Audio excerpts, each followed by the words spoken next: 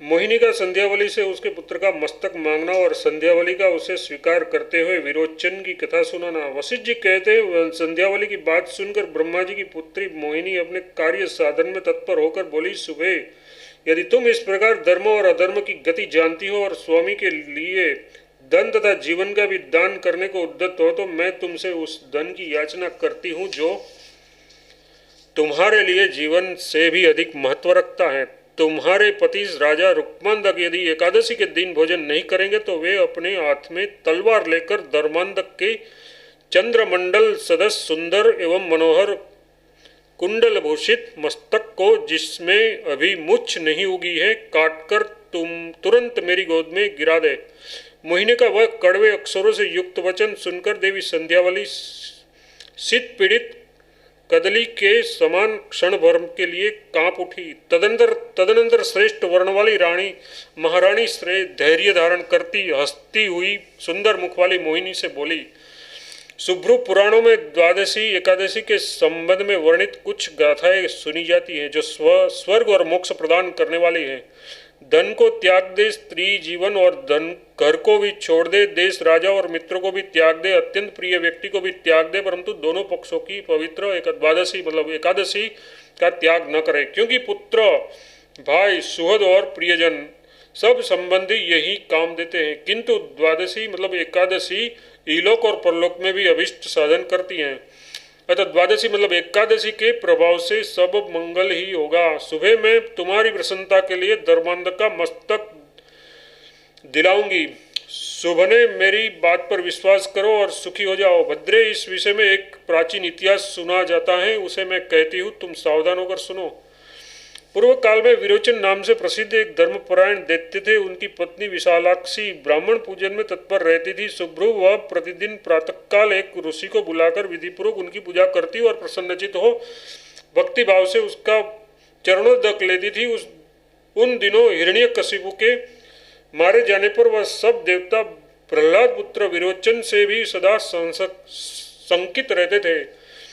एक दिन वे इंद्र आदि देवता बृहस्पति जी की सलाह लेते हुए बोले, हम लोग शत्रुओं से बहुत पीड़ित हैं, इस समय हमें क्या करना चाहिए। उसका वह वचन सुनकर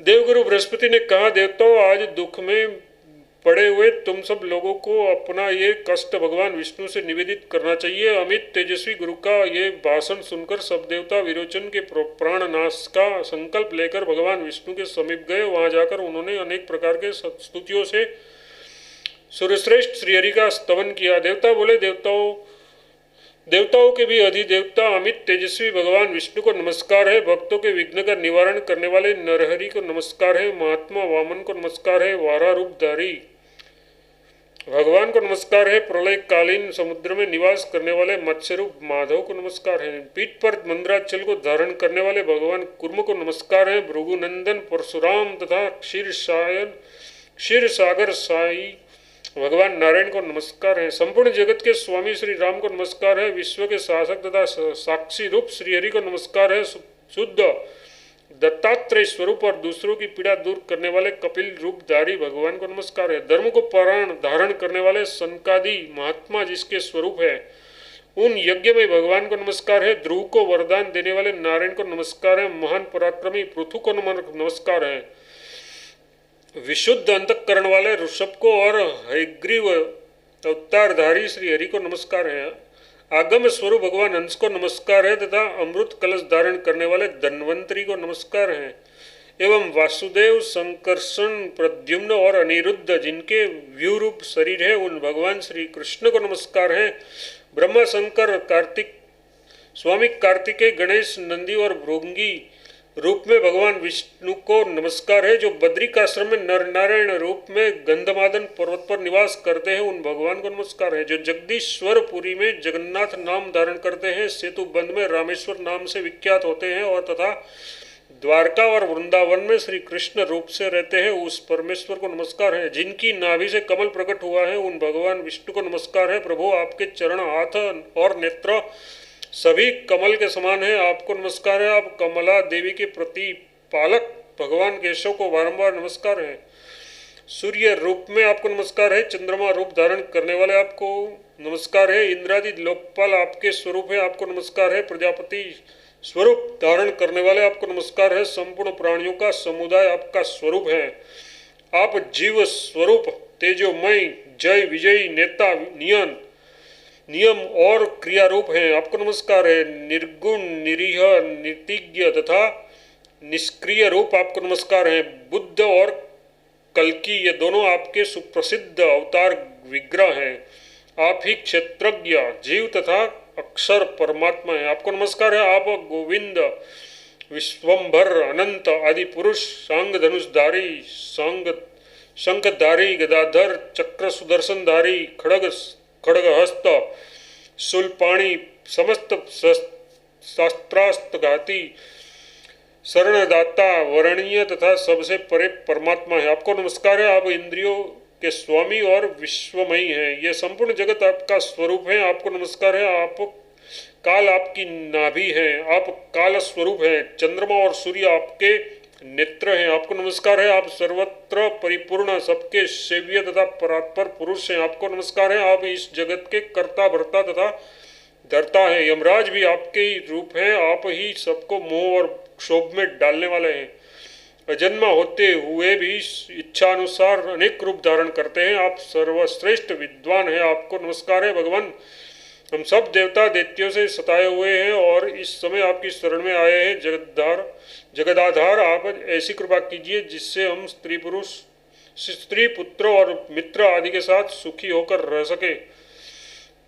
दैत्यों से सताए हुए देवताओं का ये स्तवन सुनकर भगवान विष्णु मन ही मन बड़े प्रसन्न हुए और उन्हें प्रत्यक्ष दर्शन दिया। स्नेहपूर्ण हृदय वाले देवदेवेश्वर भगवान विष्णु का दर्शन करके उन देवताओं ने विरोचन का शीघ्र वध करने के लिए उससे सादर प्रार्थना की। कार्य सिद्धि का उपाय जानने वाले में श्रेष्ठ श्रीहरि ने इंद्रादि देवताओं की आवश्यकता सुनकर उन्हें आश्वासन दिया और उन्हें प्रसन्न करके प्रेमपूर्वक विदा किया। देववर्ग के चले जाने पर भगवान विष्णु देवताओं का कार्य सिद्ध करने के लिए वृद्ध ब्राह्मण का रूप धारण कर विरोचन के घर गए और ब्राह्मण पूजन के समय वहां पहुंचे जो पहले कभी नहीं आए थे।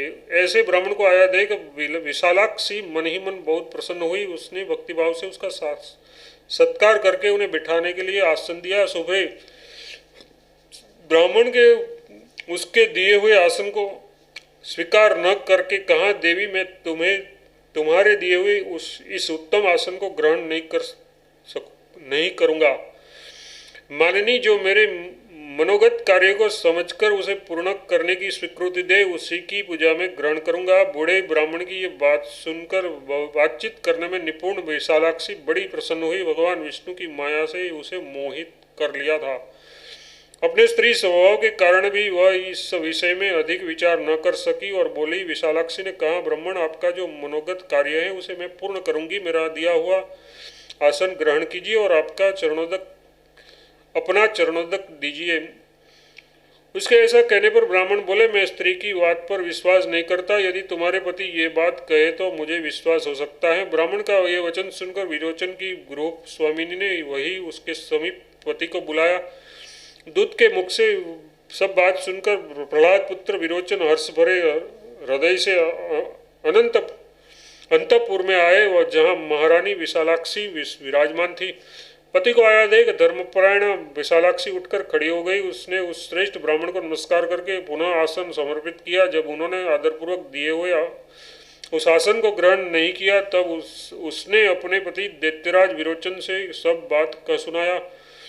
सब बातें जानकर दैत्यराज ने पत्नी के प्रेम से मुग्ध होकर उस समय ब्राह्मण की शर्त स्वीकार कर ली। विरोचन के स्वीकार कर लेने पर ब्राह्मण ने प्रसन्नतापूर्वक कहा, मुझे अपनी आयु समर्पित कर दो। तब वे दोनों पति पत्नी स्वनिर्मित शोक से मोहित हो 2 घड़ी तक कुछ चिंतन करते रहे। फिर उन दंपति ने हाथ जोड़कर ब्राह्मण से कहा, विप्रवर हमारा जीवन ले लीजिए और अपना चरणोदक दीजिए। आपकी कही हुई बात हम सत्य करेंगे, आप प्रसन्न होइए। तब ब्राह्मण ने प्रसन्नचित होकर आसन ग्रहण किया। विशालाक्षी ने प्रसन्नतापूर्वक ब्राह्मण के दोनों चरण पखारे और उसका चरणोदक पति सहित अपने मस्तक पर धारण किया। फिर तो वे दोनों दंपति सहसा दैत्य शरीर छोड़ दिव्य रूप धारण करके श्रेष्ठ विमान पर बैठे और भगवान के वैकुंठ धाम में चले गए। इस प्रकार देवताओं का कष्ट दूर करके भगवान अत्यंत प्रसन्न हुए और संपूर्ण देवताओं द्वारा अपनी स्तुति सुनते हुए वैकुंठ लोक को चले गए। देवी, इस प्रकार मैंने भी जो तुम्हें देने की प्रतिज्ञा की है वह अवश्य दूंगी। देवी, मैं अपने पति महाराज रुक्मांधक को सत्य से विचलित न होने दूंगी, क्योंकि सत्य ही मनुष्य को उत्तम गति देने वाला बताया गया है। सत्य से भ्रष्ट हुए मनुष्य को चंडाल से भी नीच माना गया है।